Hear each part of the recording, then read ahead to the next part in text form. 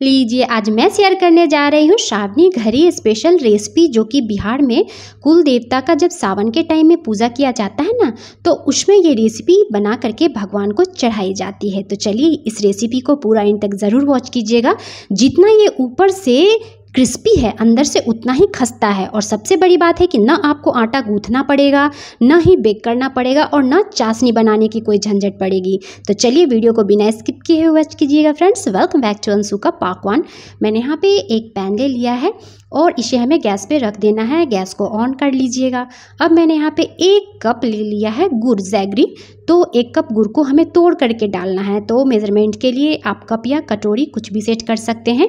और इसमें हमें 1 से 2 चम्मच पानी डालना है। तो आप यहाँ पे 3 चम्मच भी ऐड कर सकते हैं। बस हमें इस गुड़ को डिज़ोल्व करना है, इस पानी के साथ अच्छी तरह से मेल्ट कर लेना है गुड़ को। हमें यहाँ पे फ्रेंड्स चाशनी नहीं बनानी है। तो सही बता रही हूँ फ्रेंड्स, ये बिना चाशनी बनाए हुए ही बनाएंगे इस रेसिपी को। और अच्छी तरह से मैं मिक्स कर ले रही हूँ। देखिए, बस जैसे जैसे आपका पानी गर्म होगा ना, वैसे वैसे गुड़ भी अच्छी तरह से इस पानी के साथ मिक्स हो जाएंगे। अब इसी स्टेज पे हमें गैस को ऑफ कर लेना है। तो चलिए मैं यहाँ पे गैस को ऑफ कर चुकी हूँ। अभी मैं आपको इस पैन को हटा करके दिखा रही हूँ। तो देखिए, यहाँ पे मैंने गैस को ऑफ कर लिया है। और जो थोड़े बहुत गुड़ बचेंगे, पानी भी हमारा गर्म है, तो ये अच्छी तरह से इस तरह से स्पून से प्रेस कर दीजिएगा, तो ये इसके साथ बिल्कुल अच्छे से डिजोल्व हो जाएंगे। तो चलिए, मीठा अगर आपको ज़्यादा पसंद हो तो आप यहाँ पे गुड़ की क्वांटिटी को बढ़ा सकते हैं, पर इस रेसिपी को गुड़ के साथ ही बनाई जाती है फ्रेंड्स, तो इसलिए गुड़ का ही इस्तेमाल कीजिएगा। आप बाद में चाहे तो बनाइएगा तो चीनी भी डाल सकते हैं, ऐसी कोई बात नहीं है। अब हमें इसे छान लेना है और इसमें गुड़ के अंदर जो भी गंदगी होगी ना, बिल्कुल इस तरह से ये निकल जाएगी। देखिए, इस तरह से हमें हल्का हल्का से, देखिए इसमें थोड़ी बहुत सी गंदगी भी है। तो चलिए, मैंने इसे छान लिया है गुड़ को। अब इसे मैं छन्नी को साइड में रख देती हूँ। तो किसी भी चीज़ से आप चाहें तो छान सकते हैं, बस प्लास्टिक की छन्नी का इस्तेमाल नहीं कीजिएगा। अब नेक्स्ट स्टेप देखिए, मैंने यहाँ पे ले लिया है होल व्हीट फ्लोर।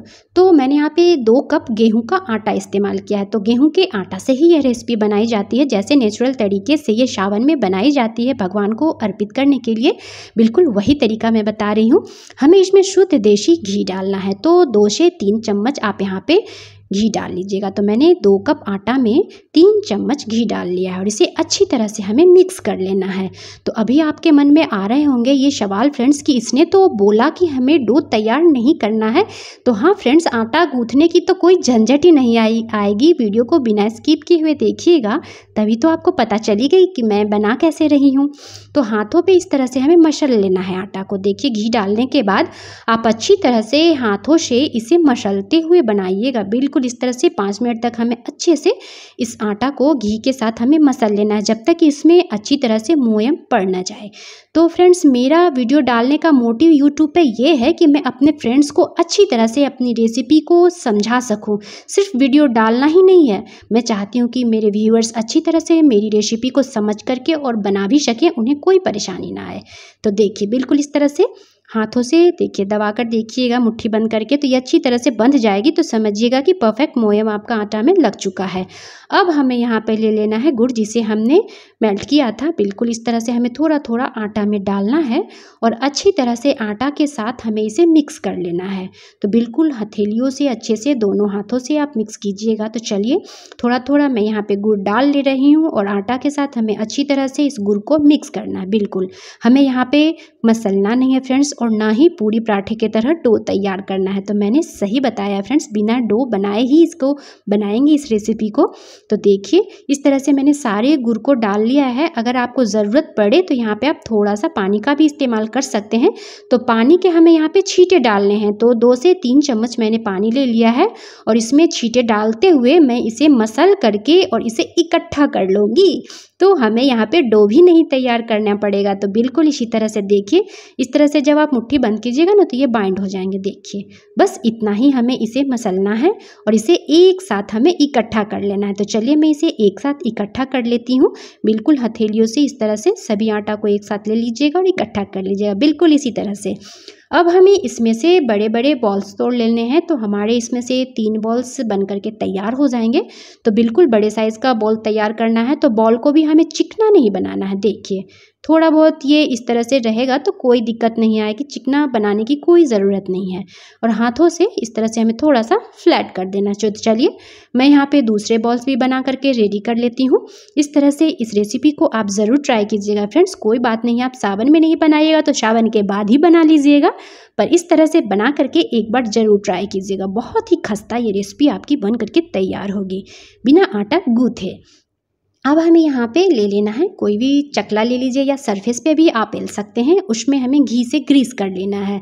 और यहाँ पे हमें इस तरह से एक लोई डालनी है और हल्के हाथों से बेल लेना है। तो ये जैसे रेसिपी बनाई जाती है ना सावन में, तो इस तरह से आप बेल करके भी इसे डायरेक्ट एज इट इज़ ही फ्राई कर सकते हैं। पर मैं यहाँ पे बिस्किट का इसमें आकार बनाऊंगी, बिस्किट के साइज़ का बना करके रेडी करूँगी। और इस तरह से हमें बेलना है। थोड़े से हमने यहाँ पे तिल का भी इस्तेमाल किया है, आप चाहें तो तिल डालिएगा, ये पूरी तरह से डालना ऑप्शनल है। बिना तिल के भी आप इसे बना करके रेडी कर सकते हैं। अब इस तरह से थोड़ा सा तिल मैंने स्प्रेड कर दिया और थोड़ा सा स्प्रेड करने के बाद मैंने यहाँ पे फैला लूँगी। और अब मैं यहाँ पे हल्का सा बेलन चला दूंगी, बिल्कुल इस तरह से। और अब मैं यहाँ पे शेप दे दूंगी बिस्किट का। तो कोई भी इस तरह का आप कैप ले लीजिएगा, जिस भी साइज़ का आप बनाना चाहते हैं, और हल्का सा प्रेस दे करके हमें इसमें डिज़ाइन बना लेनी है। तो चलिए मैं इसे नाइफ की मदद से इस तरह से हटा ले रही हूँ। देखिए कितनी आसानी से निकल गई और कितनी सुंदर भी लग रही है देखने में। तो इस नए तरीके से एक बार ट्राई कीजिएगा, बहुत ही टेस्टी बनेगी। और किसी को भी आप खाने के लिए दीजिएगा तो वो पता ही नहीं पाएंगे कि आपने इसे बनाया कैसे है। तो चलिए, और ज़बरदस्त ये खस्ता बन करके तैयार होगी। पर परफेक्ट मेज़रमेंट का ज़रूर ध्यान रखिएगा। अब ये बचे हुए जो आटा है ना, उसे मैं लोई बना लूँगी, फिर से दूसरा तैयार कर लूँगी। इसी तरह से मैं दूसरा भी आपको एक कट करके बता दे रही हूँ। तो चलिए इसी तरह से सारी बिस्किट हमें रेडी कर लेनी है। तो इसे फ्रेंड्स बिस्किट ही नहीं कहते हैं, इसे रोट कहते हैं। तो सावन में जो बनाई जाती है, जो मैंने अभी अभी आपको बताया कि इसे रोट कहते हैं, तो रोट भी कह सकते हैं या आप इसे गुड़ की बिस्किट भी कह सकते हैं। तो 2 in 1 है, आप इसे रोट कहिए या फिर बिस्किट कहिए। पर इस तरह से बना करके आप इसे एयर टाइट डब्बे में भर करके स्टोर भी कर सकते हैं। महीने दिन के लिए आप आराम से सफ़र के दौरान भी ले जा सकते हैं। तो देखिए सारी बिस्किट हमारी बन करके रेडी हो चुकी है, मिनी रोट भी कह सकते हैं। तो चलिए अब इसे फ्राई करने की बारी आती है। तो तेल को हमें यहाँ पे गर्म करना है। तो यहाँ पे फ्रेंड्स फ्राई करते समय घी का ही इस्तेमाल किया जाता है। जब भी सावन में हमारे यहाँ बनती है ना ये रेसिपी, तो घी के साथ ही इसे फ्राई करते हैं। तो मैंने यहाँ पे ऑयल का इस्तेमाल किया है, आप इसे घी के साथ भी बनाइएगा और भी ज़्यादा इसमें स्वाद आएगा। अब हमें फ्लेम को रखना है मीडियम, और मीडियम टू लो फ्लेम पे इसे हमें बस इस तरह से फॉक से, जैसे मैंने अभी आपको दिखाया ना फ्रेंड्स, बिल्कुल इस तरह से रोटेट कर लेना है। देखिए ऑयल के बीच में रखिएगा फॉक और हल्के हाथों से आप इसे रोटेट कीजिएगा और इसे आराम से सिकने दीजिएगा। घबराइएगा मत इस रेसिपी को बनाते समय, नहीं तो ये ऊपर से क्रिस्पी तो हो जाएंगे पर अंदर से कच्चा रह जाएगा। पर हमें तो इसे खस्ता बनाना है। बिल्कुल इस तरह से जब अंदर से ये मीडियम टू लो फ्लेम पे सेकिएगा और पीछे साइड से जब ये क्रिस्पी इस तरह से गोल्डन हो जाएगा, तब आप इसे पलट लीजिएगा। देखिए इस तरह से उलटते पलटते हुए लो टू मीडियम फ्लेम पे बड़े ही आराम से इसे आप फ्राई कीजिएगा। देखिए इसी तरह से फ्राई कर लेना है। तो चलिए मैं इसे एक बार और देख लेती हूँ। देखिए आपको पास से दिखा रही हूँ, देखिए लग रहा है ना बिस्किट जैसा। कोई नहीं बताएगा कि ये बिस्किट आपने घर में ही बना करके रेडी किया है। इसे आप बना करके रख लीजिए एयरटाइट डब्बे में। आपके यहाँ जब भी कोई गेस्ट पहुँच जाए अचानक से, तो उन्हें ये सर्व भी कर सकते हैं। तो चलिए इस तरह से हमें सभी को उलटते पलटते हुए फ्राई करके रेडी कर लेने हैं। तो इसी तरह से मैं दूसरा बैच भी डाल दे रही हूँ, और दूसरे बैच को डालते समय फ्लेम को आप बिल्कुल ही लो कर दीजिएगा, क्योंकि तेल का तापमान हमारा गर्म होता है। और इस तरह से लो फ्लेम पे आप डालिएगा और इसे भी हमें उलटते पलटते हुए बिल्कुल दोनों साइड से अच्छे से इसे फ्राई कर लेना है। तो देखिए इसी तरह से हमें सभी को फ्राई करके रेडी कर लेने हैं। तो है ना कितनी मज़ेदार रेसिपी फ्रेंड्स। अगर आप सभी को मेरी रेसिपी और मेरी मेहनत अच्छी लगती हो तो मुझे सपोर्ट कीजिएगा फ्रेंड्स। मुझे सपोर्ट करने के लिए अगर मेरे चैनल पे नए हैं, मेरे चैनल को अब तक सब्सक्राइब नहीं किए तो सब्सक्राइब कर लीजिएगा। तो चलिए इसी तरह से सारी हमारी बिस्किट बन करके तैयार हो चुकी है, बिना आटा गूँथे और बिना चाशनी बनाए हुए। तो इस तरह से आप बना करके सभी बिस्किट को रेडी कर लीजिए, या फिर सावन में बना करके कुल देवता पे भी चढ़ा सकते हैं। ये मिनी रोट भी हो जाती है, इसका नाम मिनी रोट कहिए या फिर आप इसे गुड़ की बिस्किट कहिए।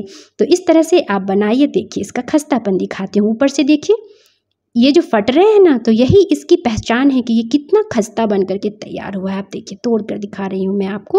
ऊपर से क्रिस्पी और अंदर से बहुत ही खस्ता ये लगता है खाने में। तो एक बार आप इस रेसिपी को ज़रूर ट्राई कीजिएगा फ्रेंड्स। बहुत ही आसान तरीके से बन करके ये तैयार हो जाती है।